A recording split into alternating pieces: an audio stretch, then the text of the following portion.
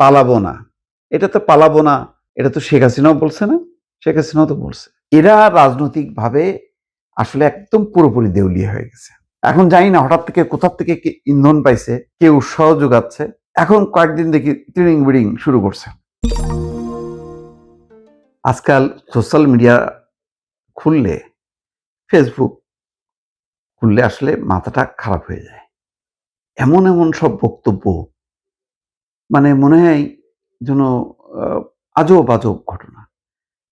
মানে বাস্তবে যা দেখি না, ফেসবুকে দেখি অন্যরকম। দেখেন, কথা বলেন কোনটা তাচ্ছিল্য এবং কোনটা সিরিয়াস তা তো আমি বুঝি। আপনি যদি আমাকে ফোন কেটে বলেন হ্যাঁ ভার্চুয়ালি আপনারা করছেন, আমি তো বুঝতে পারছি যে আপনি আমাকে খোঁচা দেওয়ার জন্য বলছেন। আপনি যখন আমাকে খোঁচা দেওয়ার জন্য বলবেন আমি আপনাকে পাল্টা জবাব দিবই। আপনি এটা খোঁচা দেওয়ার উদ্দেশ্য নিয়ে না বলতেন আমি একটা কথা বলতাম না।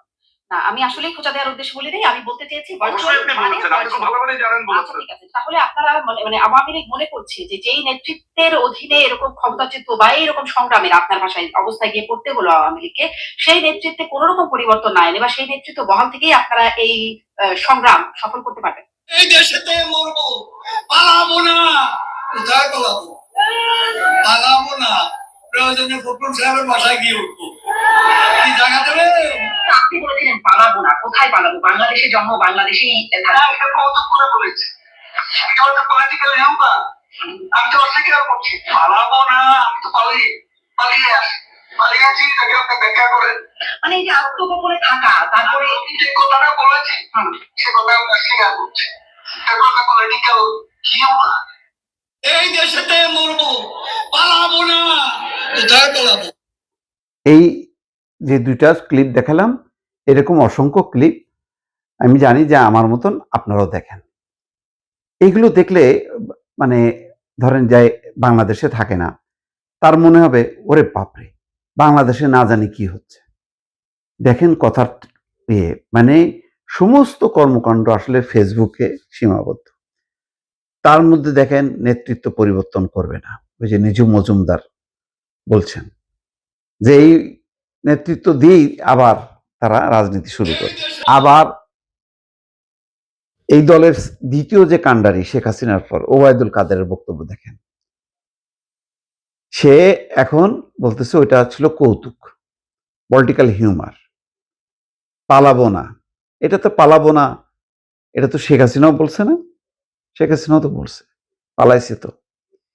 এরা রাজনৈতিকভাবে আসলে একদম পুরোপুরি দেউলিয়া হয়ে গেছে।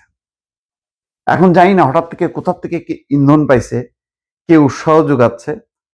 এখন কয়েকদিন দেখি ট্রেনিং বিডিং শুরু করছে।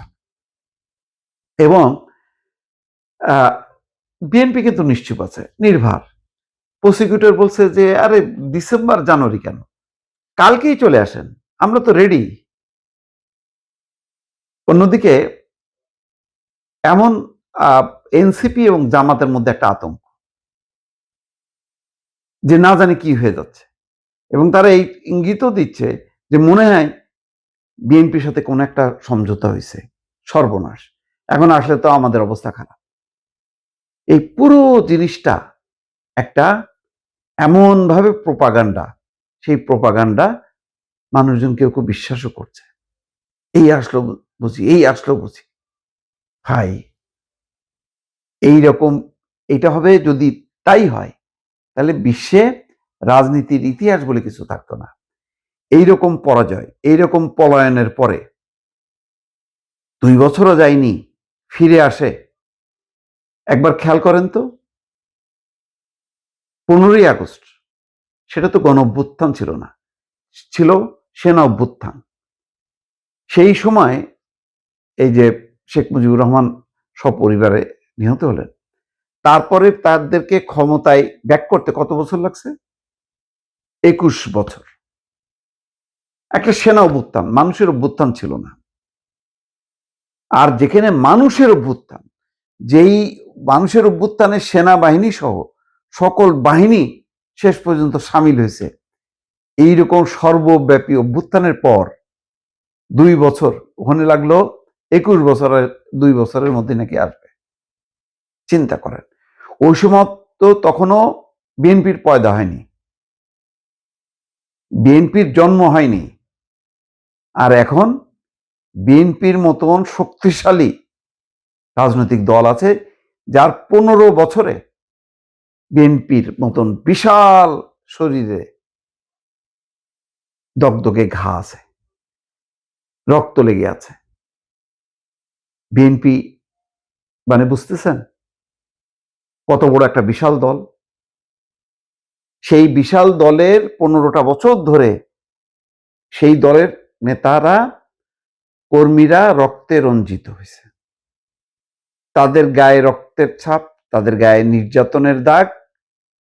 সেই বিএনপি কে উপেক্ষা করে আওয়ামী লীগ ফুরুস করে চলে আসবে, এত সোজা? মানে বিএনপি রেসপন্স করছে না, মানে আসলে চাচ্ছে যে এই প্রোপাগান্ডা ছড়ানোর মধ্য দিয়ে যে বিএনপি রেসপন্ড করুক, তাইলে সাকসেসফুল হবে। বিএনপি নিশ্চুপ হয়ে আছে। যা বলতেছে আদালত, চিফ প্রসিকিউটর আমিনুল ইসলাম বলছে যে ডিসেম্বর জানুয়ারি কেন, আসতে হলে কালকেই চলে আসেন, সমস্যা নেই তো, সব রেডি, আদালত কারাগার সব রেডি হয়ে আছে, সাহস থাকলে চলে আসেন, অত ঢঙ্গি মারার দরকার নেই। আর এই যে ওবায়দুল কাদেরের মতন এই রাম ছাগলরা, পাঠারা, হাসান মাহমুদ, দেখি বিভিন্ন যে ক্লিপ দেখি, আরে বাবা, নেত্রীর সঙ্গেই আমরা একসাথে ফিরবো, ওরে বাপ রে বাপ। রাজনীতির ইতিহাস তারা কি ভুল প্রমাণ করতে চায়? এত সোজা, এত সোজা হয় কোনোদিন? বাংলাদেশের ইতিহাস তো বটেই, পৃথিবীর ইতিহাসে নাই। তাহলে হিটলার, মুসোলিনি সহ এই সমস্ত ফ্যাসিস্টরা আবার ফিরে আসতো, আবার ক্ষমতায় আসতো। আসছে তারা? হ্যাঁ, আমি তো বলি আওয়ামী লীগ আসবে, কিন্তু অন্য আওয়ামী লীগ, এই আওয়ামী লীগ না। যদি কখনো, আমি এত অন্ধ না যে ফিরবে না, কখনো ফিরবে। ফিরবে না কেন? অবশ্যই ফিরবে। এত নির্যাতন নিপীড়নের পরে বিএনপি ফিরছে না? তারেক রহমানের নেতৃত্বে এখন বিএনপি ফিরছে। তো ওই আওয়ামী লীগ ফিরবে শেখ হাসিনার নেতৃত্বে না, অন্য নেতৃত্ব। যদি কখনো তারা তাদের অপরাধ স্বীকার করে, পরাজয় স্বীকার করে, তাহলে ফিরতে পারবে। জামাত ইসলাম করছে না? 71-এ এত বড় অপরাধ করার পরেও জামাত ইসলাম রাজনীতি করছে, তাও একটা মানে ধর্মের নাম নিয়ে। আওয়ামী লীগ কেন পারবে না? গণতন্ত্রের নাম নিয়ে যে কোনো শক্তি আসবে, কিন্তু তার ফ্যাসিজমকে কবর দিতে হবে। তার পুরনো ওই ফ্যাসিজমের সাথে যুক্ত যে সমস্ত পাপিষ্টরা, তাদেরকে সরে যেতে হবে, তারপর আসবে, সমস্যা নেই তো।